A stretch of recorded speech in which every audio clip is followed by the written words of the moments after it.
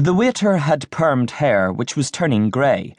He slammed the chopsticks down on the table and said in a better Belfast accent than mine, "This is a Chinese restaurant. No bloody knives and forks."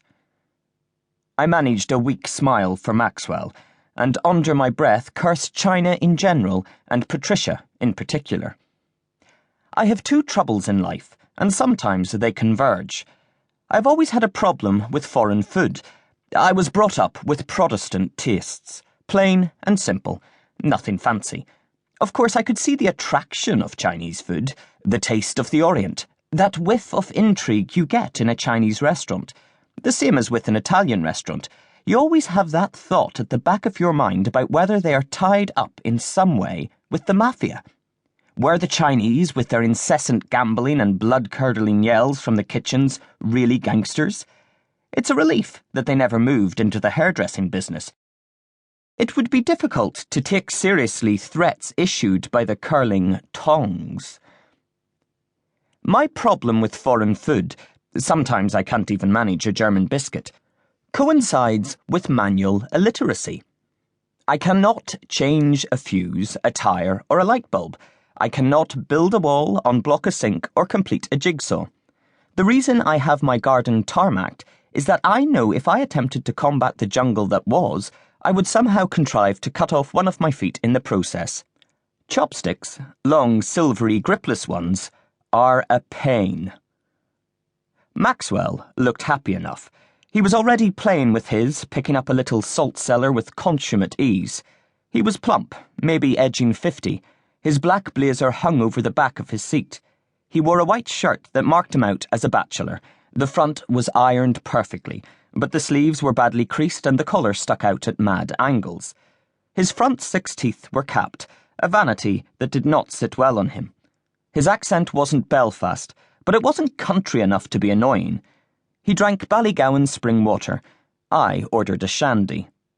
He looked a little surprised. "Your column makes you out to be a hard-drinking man," he said.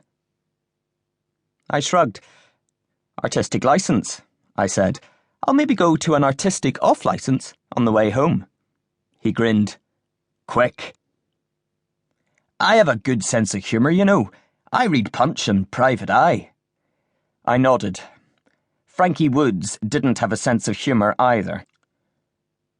He was indirectly responsible for me making a fool of myself with a pair of chopsticks. Frankie, God love him, spiked me.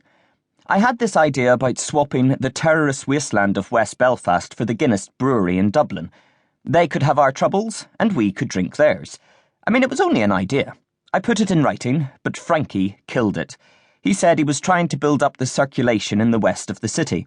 I told him he paid me to write stuff like that, and he said, no, he paid me to write stuff that was funny. It's all a matter of taste, really. Anyway, to cut a short story shorter, Mike McGee saw me in the dumps and suggested a different way for me to make a bit of money. I liked Mike.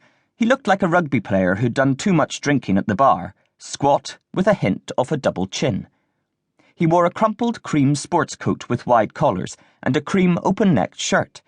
His trousers were brown cords, fading at the knees, Nike trainers. His voice was verging on BBC plummy, but he would lose that under pressure. He poured me a cup of coffee from the percolator at the back of the newsroom. It was quiet. Cleaners were moving between the rows of computer terminals. Only a couple of them glowed green. The computers, not the cleaners. He offered me the cup. I shook my head. "You know I never touch the stuff." He tutted. "Sorry, Dan. I forgot you were a Coke and Twix man. Any joy with the Coke machine yet?" "Blank wall. I tell them it's a health drink. Says right there on the can. Made with vegetable extracts. But I'm getting nowhere." "Don't give up, Dan. We're all behind you." He put both cups down. "How's Pat?" Fine, you know. Can't live with them. Can't live with them." "Yeah," he said, shaking his head ruefully. "I know the score." "You'll have to come to the next party." "You threw me out of the last one." "I threw everyone out." "That's true. Things did get a bit out of hand." "Par for the course." A sheepish grin slipped onto his face. I couldn't help over...